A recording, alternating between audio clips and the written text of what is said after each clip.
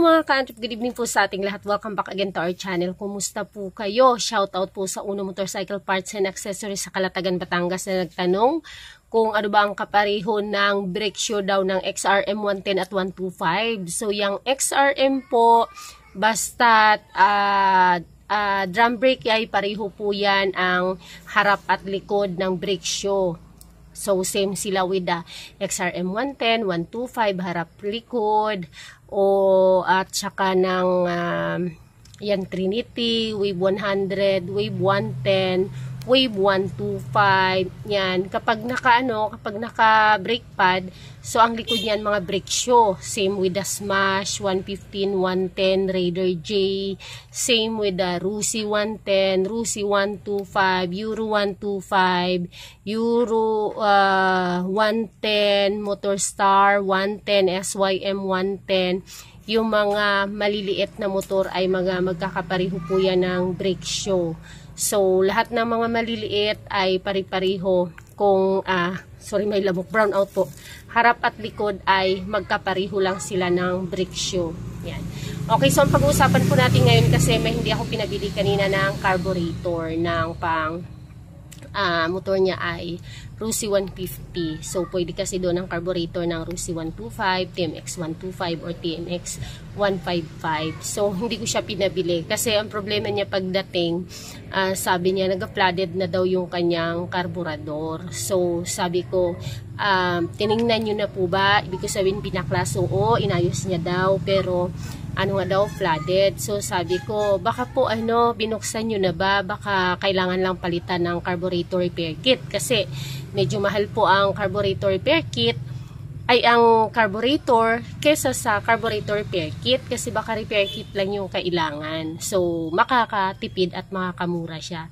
So, sabi niya, baka mahal magpagawa. Sabi ko, mura lang po magpagawa ng carburetor. Dito po kasi sa amin, 50 lang naman yung bayad magpalinis, magpapalit ng repair kit, or magpakabit ng carburetor na bago. So, ina-expect niya na mahal, na natatakot siyang magbayad ng mahal. So, sabi ko, ang mas maganda po niyan, i-check nyo po muna. Sabi niya, yun na nga, tiningnan ko na, binuksan. Sabi ko, marunong po ba kayo magpalit ng, ng carburetor repair kit? Sabi niya, oo, ako ang gumawa. So, sabi ko, sure po kayo ha na carburetor po talaga, na tiningnan nyo na po yung repair kit, binuksan nyo na, kasi mapapamahal po kayo. Sakali po na kailangan lang palang palitan ng repair kit, mas makamura ka. Magkano lang yung carburetor repair kit kaysa sa buong carburador. So sabi niya, nga sabi ko, mas maganda po na dalhin nyo dito, wag po kayo manghinayang doon sa 50 pesos kasi kung malilinis lang naman siya, kaya lang siyang linisin, is 50 pesos lang bayad. Ngayon kung hindi siya kaya nang linisin lang, kailangan palitan ng repair kit, is mura pa rin yung repair kit compare sa buong carburetor yung inyong bibilhin. Ayan, so ayun na nga. Sabi ko sa kanya, dalhin na lang po dito para matingnan po ng mekaniko. Kasi nga, kung sakali naman po na pwede pang repair kit, di mas makamura kaysa sa buong carburador, di ba? So, pagkahapon dinala niya dito. Unang-unang problema, binuksan niya nga pala talaga, ginawa niya daw yung carburador, baliktad ang pagkabit ng floater. So, grabing tagas. Tapos, nung chinek na talaga, tingnan, ayun na nga, hindi na siya kaya ng carburetor repair kit, kaya talagang nagpalit na ng carburetor. But at least, natuwa din siya. Sabi niya, buti kanina, in-advisean ako ni ma'am na na dalhin na lang dito ang motor. Hindi niya agad ako pinabili ng carburetor kasi at least matingnan talaga ng mekaniko. So, mas na-appreciate niya yung ginawa ko. Talaga binida niya pa dun sa kakilala niya, naghihintay din, nagpapagawa na, sabi, kung sa iba yan, para lang makabenta ka agad, ganun. So, yun po yun dito sa amin. Sabi ko, hindi po yun kagaya dito sa amin kasi ako as much as possible. Ina-advisean ko muna sila kung ano yung pwedeng gawin muna. Like, halimbawa, may bumili din. Bibili siya ng ignition coil ng pangbarako. So, sabi niya, wala kasing kuryente. Sabi niya ng gano'n. So, sabi ko, na troubleshoot nyo na po ba? Sabi niya, Oo, sabi ko, kanino nyo po pinatingnan? Sabi niya, ako lang. So, sabi ko, chinek nyo na po ba spark plug? Chinek nyo na po ba ang CDI? Chinek nyo na po ba ang kwako? Chinek nyo na po ba ang lahat? Ganon. Sabi niya, oo nga, wala. Ito lang yung tiningnan ko. Sabi ko, check nyo po muna yung mga, yung mga parts na yon. Check nyo po yung mga, yung aspeto na yon. Kasi baka po hindi po ignition coil yung sira. Masabi ko lang sa inyo. Meron dito, din namin customer, kailang parang nag-DIY ba siya. Una niyang binili spark plug. Sorry, brown out. Hindi pa rin, bumalik siya. Bumili ulit siya ng regulator. Wala pa rin. Bumili ulit siya ng CDI. Wala pa rin. So, nung hindi niya na kaya sinasabi ko rin, ang dami mo nang binili, sir, hindi pa nakikita kung ano ang sakit. Sabi niya, wala nga, ginabi na siya. Nung pahapon na talaga, padilim na. Tinutulak na, tinala dito. Yun pala, stator na. So, ang dami niya nang nabili na mga pyesa. O, diba, sayang. Sabi ko nga sa kanya, o, diba, sir, sabi ko sa inyo kanina, dalhin nyo na lang kaagad dito para matingnan at hindi kayo magastusan. Sabi niya, yun na nga, pinagpraktisan niya. So, napagastos siya. Okay lang yung mga ganun kung meron kang budget. Kaya palagi kong ina-advise, halimbawa sa CDI, bibili agad ng CDI. Sinisiguro ko sa kanila, yung hindi ba dito dinadala sa shop, at least kasi kapag sa shop, diba, yung mapapalit, may matitesting man, at least, kung yung matesting, okay lang yun. Kung ano yung maikabit, yun lang talaga yung babayaran at bibilihin. Hindi kagaya sa kanila, bibilihin na nila, hindi pa sigurado na yun talaga ang sira. Pagdating doon, hindi naman pala, hindi pa rin mandar o ayaw pa rin gumana, bibili na naman ng panibago. So, mas magastos yun, mas magagastusan sila. So, yung sa atin naman is, para din matulungan sila na hindi sila mapagastos. Dito kasi sa akin, hindi, pag ganyan, bumibili CDI, tinatanong ko pa yan, tiningnan nyo na po ba ang spark plug? Tiningnan nyo na po ba ang kwako? Yan, baka kasi yun lang po, sigurado po ba kayo na CDI na? Kasi pagdating po sa CDI, wala po talaga akong refund, replace, return. Kasi nga, 2 times na dito na na naputukan ng CDI na, na ginagawa ng mekaniko kasi yung may grounded nga. Yung wirings, pag salpak ganon, pumutok, bigla lang, lumubo yung yung pang CB kasi nga, may grounded yung wiring. So, hindi ako nagpapariton, refund at replace ng CDI. So, CDI lang naman. Basta sa electrical, ganun.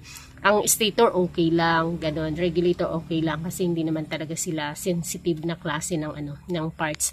So, pag ganun, pinapasigurado ko. Kasi, sabi ko, tingnan nyo po muna yung mga ganong aspeto. Pag sinabi nila hindi pa, tingnan nyo po muna yung spark plug, tingnan nyo po yung mga may kinalaman po sa kuryente, kung bakit ayaw umandar, kasi baka doon lang, simula lang, baka spark plug para hindi po kayo mapagastos. And then, mabalik sila minsan yun nga, ay, salamat ma'am, o nga, hindi pala siya CDI, hindi pala siya ganito, ganun. So, we show concern sa ating mga customers, diba? Pero meron din iba na, sige lang ma'am, kahit na bahala na, kasi kahit ina-explain ko sa kanila, tamad na ba sila okay lang, kung ayaw, at yung mga may budget ko, ayaw, ko na lang, i-reserva na lang daw. Raider din. Kwento ko lang. Raider, hindi ko pinapabili ng CDI kasi wala dito sa shop ang kanyang motor. DIY lang siya. So, sabi niya, chinek niya na daw talaga lahat.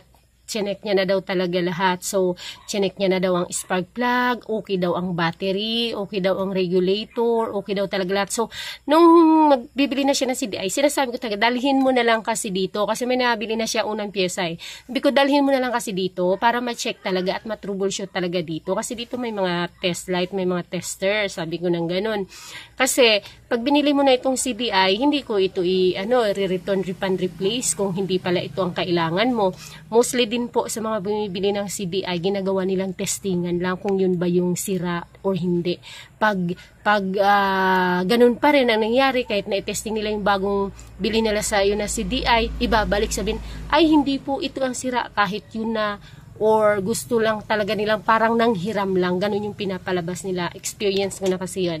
So, sabi ko, dalhin mo na kasi dito, kasi ganun. So, ayaw niya talaga, sabi niya, sige lang te, bilhin ko lang talaga yung CDI. Mahal yung CDI ng Raider 150. So,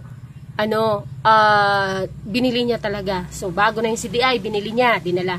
Wala pa rin, bumalik dito, dinala niya na yung motor niya. You see, kung naniwala lang siya na dalhin dito, magkano lang ang labor, alam niyo kung ano lang ang sira.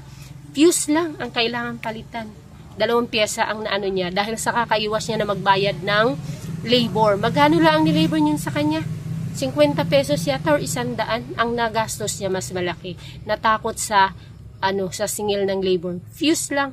Kasi may mga tester dito, tinitroubleshoot, diba? So, ayun para sa ating mga mga mamimili, wag po kayo matakot magpa-diagnose. Kasi, yun kumbaga, mas makaka-prevent yun para sa inyo sa mas malaking gastos. Kung magdi-DIY lang kayo, kung hindi nyo alam kung ano talaga yung inyong papalitan or sira or inyong mga dapat na bilhin or ayusin. Kasi, nandito yung mga gamit, may tester, nasa shop yung kahit saang shop, nandoon yung pwede nilang i-test, hindi kagaya sa'yo, bibili nyo para matest nyo, magagamit nyo.